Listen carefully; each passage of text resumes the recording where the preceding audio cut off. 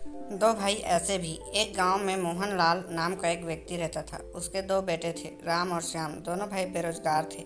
एक दिन दोनों भाई ने अपने पिता के पास जाकर कहते हैं कि पिताजी हमें कुछ रुपया दीजिए जिससे हम कोई काम धंधा शुरू कर सकें। पिताजी को अपने बेटे की बात सुनकर बहुत खुशी होती है।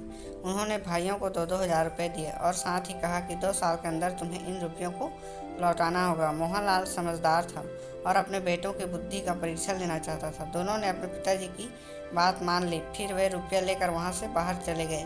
रास्ते में राम ने श्याम से कहा, पिताजी ने ये हमें बड़े भरोसे के साथ दिया है, हमें ये रुपयों का कोई अच्छा काम शुरू करना चाहिए। लेकिन श्याम ने कहा, नहीं, मैं इन रुपयों से नए नए कपड़े खरीदूंगा और नई नई जगह घूम लूँगा और फिर बचे हुए पैसों से अपना काम शुरू करूँगा। हमारे पास 2 साल का समय है।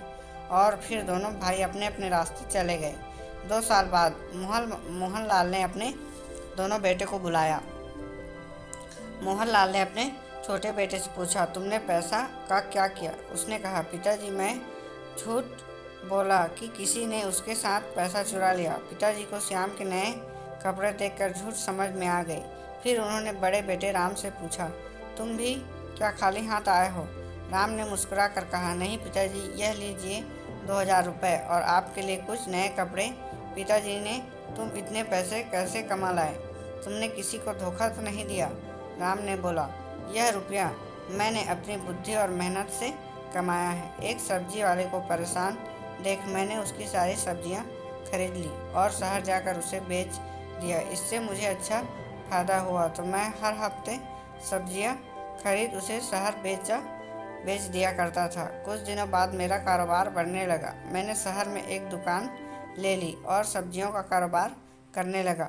इतना कहकर उसने पिताजी को धन्यवाद किया। पिताजी राम के समझदारी और मेहनत से बहुत खुश हो गए और अपने छोटे बेटे श्याम से कहा, अगर तुम भी अपने बड़े भाई की तरह बिना समय बर्बाद किए अपनी बुद्धि और मेहनत से काम करते तो आज तुम्हारे पास भी बहुत धन होता।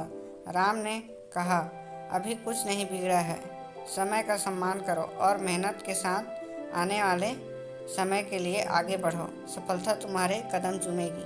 सीख, अगर समझदारी और मेहनत के साथ बिना समय का दुरुपयोग करके आगे बढ़ें तो हमें सफलता ज़रूर मिलेगी। दोस्तों, ये कहानी आपको कैसी लगी हमें कमेंट करके ज़रूर बताएं।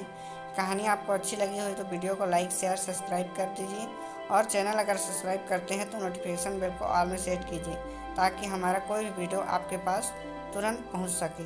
थैंक यू दोस्तों, आपका प्यार सपोर्ट बनाए रखिए।